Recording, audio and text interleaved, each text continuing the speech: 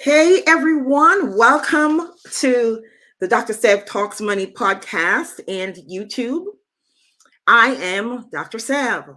Today we have an exciting session, very informative session about real estate investing. I am discussing debt freedom through real estate with Kendra Barnes. We'll also discuss some real estate investment strategies that I'm sure you're going to want to know about. Kendra is the founder of the Key Resource and the author of Acres. We're going to talk about that book too. She created the Key Resource to inspire, empower, and educate people about the power of home ownership and real estate investment. And I'm going to share too some of the things I'm doing because of the knowledge that she's been sharing. So, Kendra, welcome to the Dr. Sev Talks Money YouTube and podcast. Hey, thank you for having me. I'm super excited. Oh, you are welcome. Okay, so before we dive in, I just want to remind everyone that this is educational and entertainment, not advice. So Right. contact your personal finance or realtor or whoever you're wanting, contact your financial person, legal person for advice specific to your situation. All right, so before we jump in, I see some comments in here. Neelam saying hello Yeah. from LinkedIn. We have some comments from LinkedIn watchers, and Dr. Audrey is saying it's great to be here. I'm currently taking a course to sit the realtor exam. Beverly Harper joining from YouTube saying hi everyone. And Neelam is saying, I've been thinking about investing in real estate. You're in the right place. And we're going Yes. to see some information about Kendra's group. As I said before, I'm doing some things because of knowledge that I have gained from her from following her over the years. All right, Kendra. So the first thing is I want you to tell us how you began your journey into real estate investing. Yeah, so it was actually super random. Hey, everybody, thanks for joining today. Like Dr. Sev said, I'm Kendra, founder of the Key Resource. I've been investing in real estate since 2015. But the crazy thing is, before 2015, I never imagined I'd be an investor. And it's not because I didn't think I could do it, I just Mhm, never considered it. I went to undergrad, I went to grad school, I got a government job, I got married, bought a house, like, checking all the boxes that people mhm. say you should do. And I just assumed I would work until I was like 70 years old, maybe, and then I'd retire and then start living whatever life I wanted to live after that. Um, but I really didn't like my 9 to 5 job. And this is not 9 to 5 bashing at all. It just wasn't for me. Like the Mhm. particular field that I was in, I really didn't like it. And I was always trying to side hustle my way out of my job, but it just wasn't working. And then one day, my husband and I went to a game night and we played a game called Cash Flow. So, Mhm. Cash Flow is like Monopoly, but it's a little different in that it really mimics life. And cash flow is trying to teach you the power of investing, teach you the power of passive income. So Mhm. passive income is basically money you're making without exchanging time for it, right? And so that's when the light bulb went off. We're like, oh, we're making these good government salaries. We were living really well, but we were not building wealth. Like we weren't Right. taking that money and letting it work for us. And so that's how we got into real estate investing. That's where like the spark went off. And then we bought our first property a few months after playing that game that random day. Oh, awesome. Yeah, I believe me, I understand about the 9 to 5. Yeah. Yeah. So I know, as I said at the beginning, that I have learned a lot from Kendra, and I'm using some of the strategies that she has shared, and we'll talk a little bit more in detail about some of those. But how would you describe your overall real estate strategy? So I'm a buy and hold investor mostly. Like I buy properties and rent them out. I know, you guys watching, you'll see like HGTV where people are flipping properties and doing stuff like that. Like I've never flipped a property. I do want to one day. I just haven't. It's a great strategy, but I'm a buy and hold investor. And I do a few other things too. Like we'll talk about a little more like passive ways to invest as well. All right.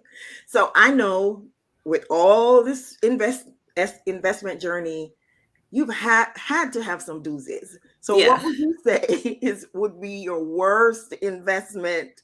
And what would you say is your best investment?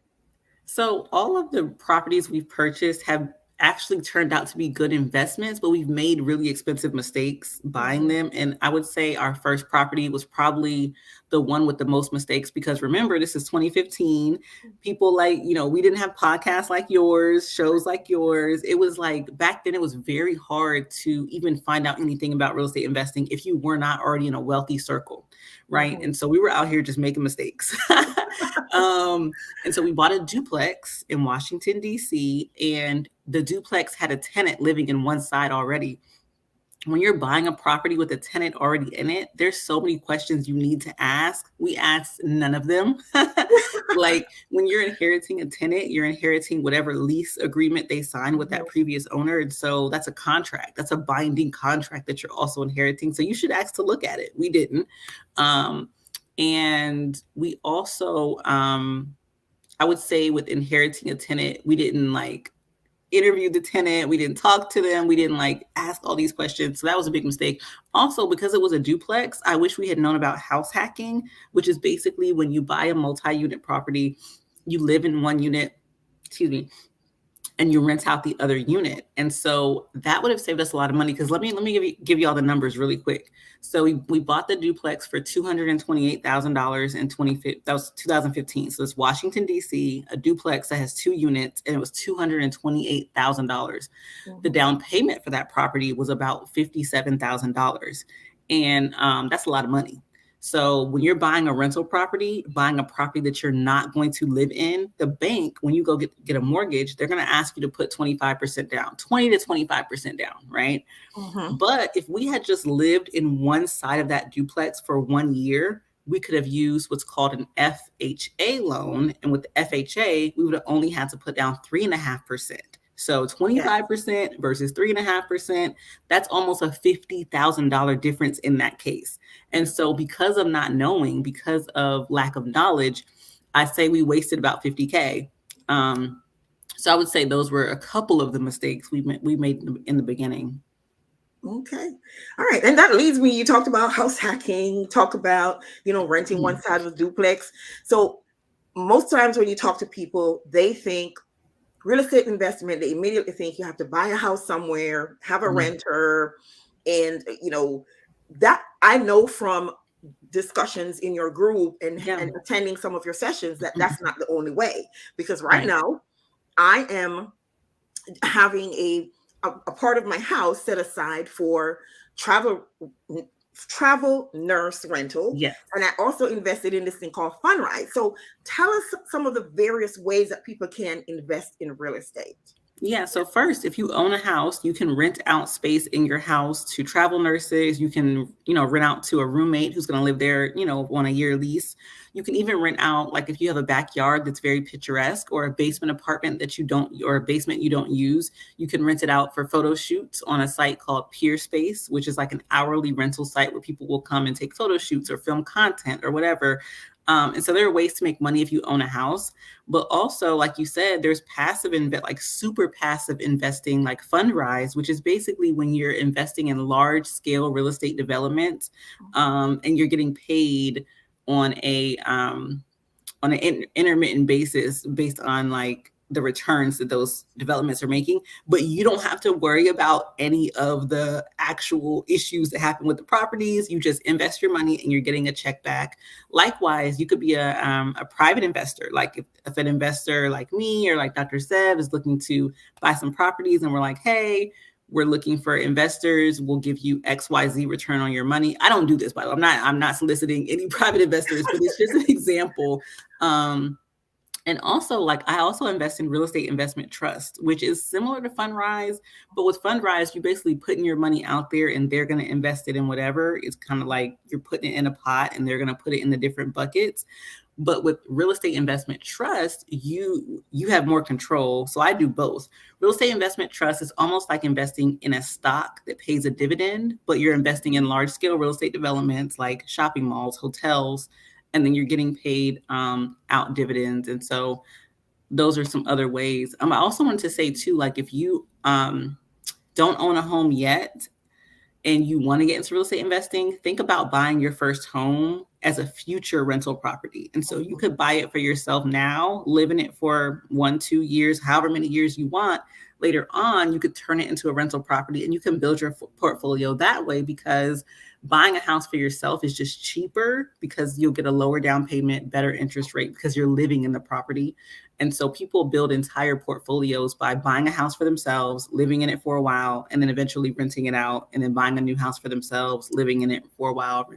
And so think about that too. Also wanted to say Neelam is in Seattle. It's so expensive in Seattle. There's actually this really cool company called Loftium, which they're only in like the Pacific Northwest, like Seattle, Portland, and out there, where because the down payment is so hard to save for out there because it's so expensive, they're doing what they call host to own. So basically, unless they've changed it up, but Google Loftium, you buy a house with like a basement apartment or a guest house that you'll Airbnb. They'll cover your down payment, and then as you're Airbnb in that space out, they're going to take a percentage of your profits, and that pays off the down payment over time. So let's say, for instance, I don't know, you make $3,000 a month Airbnb, they might take like 30%, and that goes to paying back that down payment. So you get the house, the down payment's covered, and then you host to own. So eventually you'll pay them back.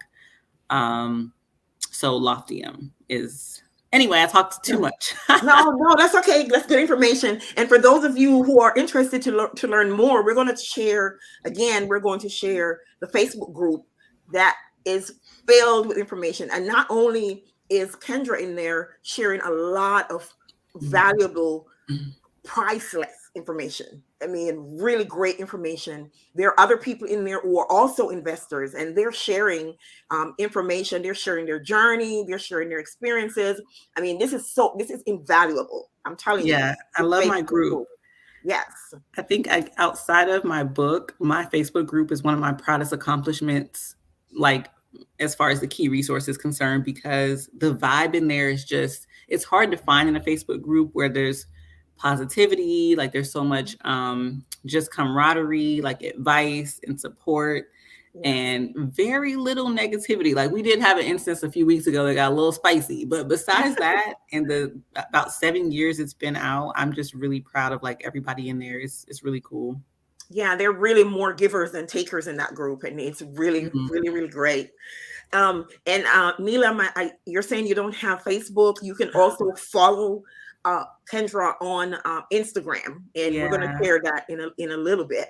So we have some questions about investing. So any tips that you would like to give any first-time investors? What is maybe one or two things that they really, really need to consider? Yeah, the two biggest tips I have is to first always start with a specific money goal in mind, because you might hear this today and you might see what Dr. Sev is doing or what I'm doing and think like, oh, I need to do that. And it's like, you might not need to do exactly what we're doing because everybody has different goals.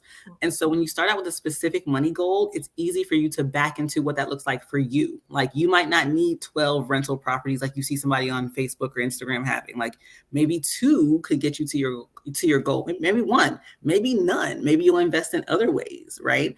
And so start with a specific money goal in mind. Like I want to make an extra $500 a month with real estate investing. And then like, okay, if I'm in Detroit, what does that mean for me in Detroit? Can I buy a property? Can I afford the kind of property it takes to make $500?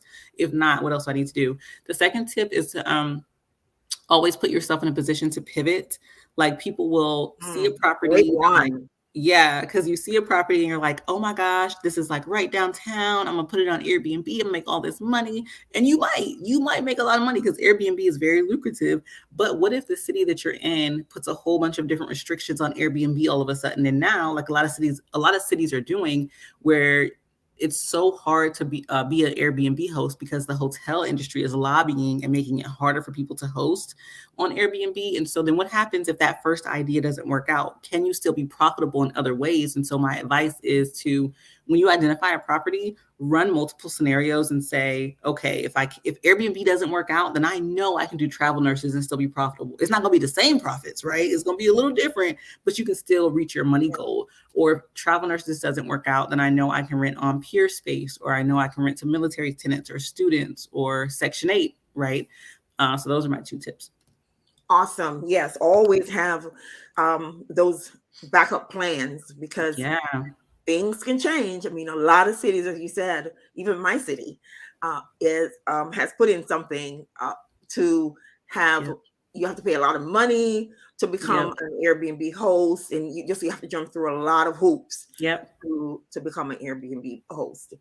All right. So, how would you determine that an investment is a good deal? What are some of the things that you'd want to look at? And guys, if you have any other questions, just post them in the chat, whether you're on YouTube, LinkedIn, or Facebook. Post your questions in the chat. Don't be shy. A good deal. See, and that's the thing too, like a good deal is different for everybody. I think a good deal is one that meets your money goal and that also allows room for pivoting. I also like to look at like what the city has planned. If you're buying a property, kind of looking on the city planning website and seeing like, okay, in the next 5 years, they're doing a lot in this area. Like that's always a good sign. And so if you look, I don't even know, like every city has different websites, but just Google the name of your city and then like city planning or housing development or whatever, and just see what they have going on. I would say a good deal is one that really works for how much time you have. Like that's a big thing with real estate investing. What happens is, Dr. Seb, what happens is I think a lot of first-time investors, they'll end up going towards properties that are most affordable, which are usually like older properties, which is understandable, right? That when you're first starting out, you're making your money stretch as far as possible. So you might find this really cute like house that was built in 1950 and it's going to be great for whatever kind of rental. But those older houses sometimes have a lot of issues. Right. And so I think like also trying to assess like how much time and work am I going to have to put into this, and does it align with like how much time I have? So like I mentioned, I started investing while I worked a 9-to-5 job. I forgot to mention that I did retire at the age of 32, so that was 4 years ago, thanks to real estate investing. But I was working full time for a few years at first, and so yeah, you can do it and work a 9-to-5, but you got to be really realistic about like how much time that's going to take and if you have the capacity. Yeah, I agree, because I know that with my schedule and all that I'm going on, I'm more onto passive type real estate. Yes. I don't have the time. I don't even have the time now to do what I do. Exactly. Same with me. Like I have a 3-year-old now. And so my time is so different from when I started a few years ago. And that's why I love investments like real estate investment trust. But the thing is too, is like, there's like this, it's almost like a sliding scale, because the most passive investments usually have like the lowest returns, but the ones that are so time intensive, like for me, flipping is the most time intensive. It's hard. It's a lot of work, but flipping is way up there as far as work, but the return you make is going to be huge, right? You can make, I don't know, $10,000, $20,000, $30,000 in a few months with flipping, but you're going to work your butt off. You're going to be stressed out. Your hair might fall out. And then you look at like real estate investment trust or Fundrise, where you're not doing anything at all, but the return is just not. So you have to really kind of figure out where on the scale you want to be. Do you want to deal with tenants? Do you not want to deal with tenants? Like, so it's just like a balance, trying to figure it out. Yeah. I Neelam is saying here, I've been thinking about flipping properties, but it can be stressful. Yes, as Kendra is saying, you know, the higher the risk, the higher the reward. Yeah. Pretty much in anything, right? All right. Anybody else has any questions? Post them in the chat again. But in the meantime, any tips and tools that you can share with us for finding a good deal? I know that you've shared some that I've used to look for, you know, comparing rental property prices, to compare prices for travel nurse pricing, that sort of thing. But any specific ones that come to mind, tips and tools that they can use to find a good deal or to price a good deal? Yeah. So one of my favorite tools, like once you've identified a property you think is a good deal, you need to figure out like how much rental income you can make. And so I use a site called Rentometer, or Rentometer, like thermometer, but Rentometer. And so that's a really easy site to use. You put the address in and it tells you here's what other landlords in that area are charging, basically. The other tool that I love is Avail, AVAIL.co. On the Avail site, there's a free resource they have where it shows you landlord tenant laws by state. And so that's so important because people are getting into this landlording thing and not even understanding what the laws are in their state. Like, for instance, in Washington, D.C., you have to put your security deposit in an interest-bearing savings account. And when your tenant moves out, you owe them that security deposit back plus interest, right? So, if they, which usually isn't a lot, like it's like 8 cents, but legally, they could be there for like 8 years and have like 8 cents of interest, which tells you a lot about savings accounts. Tells you a lot about savings accounts, right? That's a whole other conversation for another day, but it's really important to understand the landlord tenant laws in your state before you get into investing. Also, for travel nurse rentals, I have a free course. It's 100% free. I'm not pitching you anything at the end. I'm not trying to sell you anything. And it tells you like start to finish what you need to do to rent to travel nurses. And I guess we can share that link too later. But also I know that Dr. Seb, you started doing that too. So I'm interested in hearing your experience. Yeah, I started. I actually had 2 persons contact me directly about my travel rental, my place that I have for a travel rental. Nice. And for those who are listening, I have my home. I have a downstairs area, and I have designated that as a rental for travel nurses. I may put it on Airbnb. I don't know. I'm debating, but it's mostly for travel nurses because you have less people walking through your house. You have somebody there for 3 months or 4 months or whatever. So maybe you have 2 or 3 people in your house for the entire year. So if you have a basement or something like that, you can consider. Now, the 2 persons that contacted me, I didn't go through with it because one of them, she wanted to go do some backdoor things, and I didn't. I'm not doing that. And the second one, she was talking with me at the same time. She was talking to somebody else, and she went with the other person. But then a week later, I saw that she went back. She was back in asking again for a contact for travel nurses, but I just did not. I didn't respond because I didn't know what her game was. So yeah, because you're like, why didn't it work out with the other person? And that's the thing too. Like, you really have to go with your gut, especially when you're renting out the home you live in. Because I've done that before too, and you really got to go with your gut and just know that the perfect person for you will come along. And so that's really good. And I think too, a big thing is like making sure you're calling their previous landlords and making sure they were actually good tenants before letting them stay.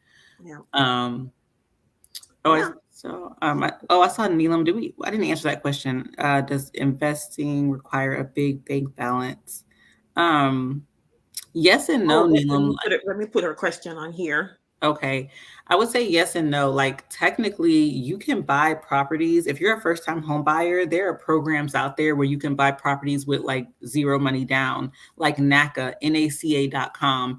That is a first-time home buyer program where there's no down payment, no closing costs. There are some other stipulations, but it's a really great program. There are other programs like USDA has a program with 0% down. USDA, the Department of Agriculture. If you're a veteran, you can get a home with 0% down.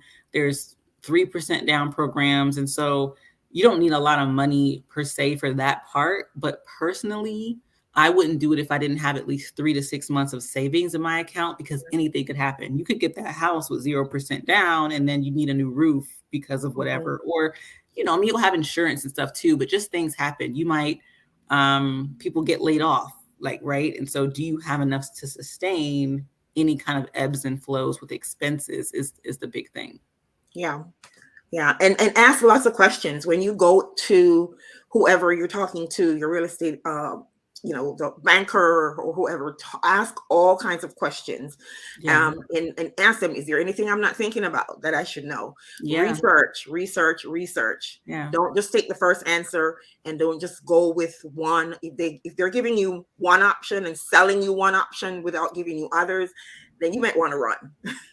You want to have different options. All right, let me see. There's another comment. I'm going to put the link in for What did we say? We're going to put the link A in travel for. nurse course. Oh, I can, let me send it to you. Yeah, Sorry. please send that to me. Now, one of the things I want to talk about is Kendra's book, which has been very successful, and the book is called Acres. And Thank I'm you. going to share here the link to the website Thank to get the book. And it's getyouracres.com. Tell us about the book, Kendra. And I know that there's a compilation of stories of Yes. 25 different Black real estate investors, and they're doing great things in the real estate field. So tell us some more about that book. Yeah, so Acres is a beautiful coffee table book. So it's not just words on pages, which I love a good book, right? There's nothing wrong with a good book like that, but there's lots of pictures in there too. And so it's a beautiful piece of art. And basically, it's telling the stories of 25 young Black investors who have built wealth from the ground up with real estate. And I created this book to really be the representation that I wish I had had years ago. Oh yeah, there's a link for the masterclass too, for the travel nurse class too. Thank you. So yeah, Acres tells these stories, and my goal is to really make sure that people see themselves represented. And I believe that these stories deserve to be told in a beautiful way. And so the name Acres is basically paying homage to that idea of 40 acres and a mule that you hear about as reparations that Black people never did get, back in the day when slavery ended. We were supposedly supposed to get this 40 acres and a mule, never got it, but here we are still building wealth, still owning homes, still buying land, still buying real estate. Despite all of the systematic oppression that's been put in place to keep us from doing it, we're still doing it and doing it so beautifully. And so in the book, you'll hear stories like everybody in the book started from zero. No one hit the lottery. No one was born into a wealthy family. They all started from zero. We all started from zero and all made And, mistakes along the way. and I So want sorry. to interrupt there to say this is so key, because a lot of times we think we have to have money. And hear what Kendra is saying. You're Mm-mm. 25 who are doing really well, and there are Yeah, more, but she's there are featuring more. 25 in this book, and it all started with zero. Zero. So it is Yes. possible for us to do the same. Yeah. And I'm not saying they literally had like $0 in their Yeah. account. I mean, but Yeah. I'm saying like they were just a regular 9 to 5 worker, just living a normal life like everybody else, right? And that's started from there, from like ground zero from there and built. And so yeah, I want to say one more thing about the book too. I'm really proud that $10,000 from sales of the book is going to fund 2 scholarships at an HBCU. I plan to do more if possible, but this book is self-published. This is my first book. And so the plan is to eventually do more scholarships, but I'm really excited that a book about Black wealth is funding scholarships for students at a historically Black college and university. So it's just kind of like a full circle kind of thing. Yeah. And again, we have the website there on the screen, getyouracres.com. Please make a note. And I know you guys are going to come back and listen to this video again, because there are a lot of things that Kendra shared that you probably want to kind of listen again and absorb. And I had shared the class for the travel nurse, but I'm also wanting to share here her Facebook group, and I put it in the chat also. In the comments, you can copy and go to that website. This is where you can go to her Facebook group, and that's the group that really you can't pay for the information that's in there. So tell us a little bit more about this Facebook group, Kendra. Yeah, the Facebook group is full of experienced investors and aspiring investors. Like, you don't have to be like a mega millionaire to be in the Facebook group. You can be just starting out, or like you don't even know when you're going to start. But people post their questions in there. They post, their journey. They're asking questions.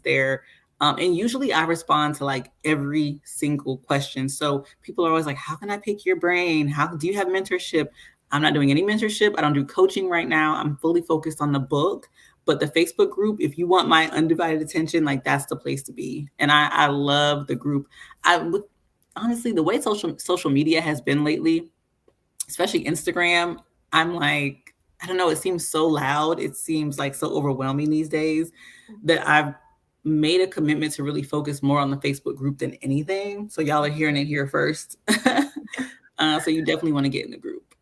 Yes, yes. And I mean, I can attest to that. Okay. So is there anything else? I don't see any other questions unless I'm missing any. Um, Let's see. Oh, Neelam is asking, what do I need to know before starting the flipping project? I don't know where to start. That's a very involved question, it is.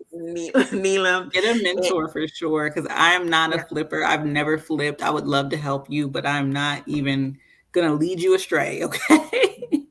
yeah. As Kendra said, flipping is not part of her investment strategy, but if you come join the Facebook group or follow her on Instagram, she is affiliated or she associated with a lot of other Yeah. real estate investors who have programs, who actually have mentorship programs. Hmm. So you can follow her and you can learn about them and join their group. I know there's some, but I can't just think of their names right now, and I don't want to even try to start. But please follow her on Instagram, and again, that's at, let me go back and find that. Her Yeah. Instagram is at the key resource. And Yeah. then for the Facebook group, please go join her at here, and I put the live link inside of the chat so you can copy that and go back to it later. So Kendra, anything else that you would like to share? I know we could go on because there's so I much. know. No, this is great. Great questions. Thank you for everyone who participated. If you're seeing the replay and you do have questions, you can find me at the key resource. Just DM me and told me that you saw me on Dr. Seb Talks Money. And if you have any follow-up questions, let me know. Thank you for having me on. It's been such a pleasure. You're really good at this. So thank you for I've had some practice. yeah, you're good. So I'm just really appreciative. Thank you so much for sharing your platform. Oh, no problem. I'm going to run through the links again for the travel nurse class. And again, the class is free. I'm Hmm. telling you, it is filled with nuggets. And the sections are really short, so they're really Yeah. absorbable.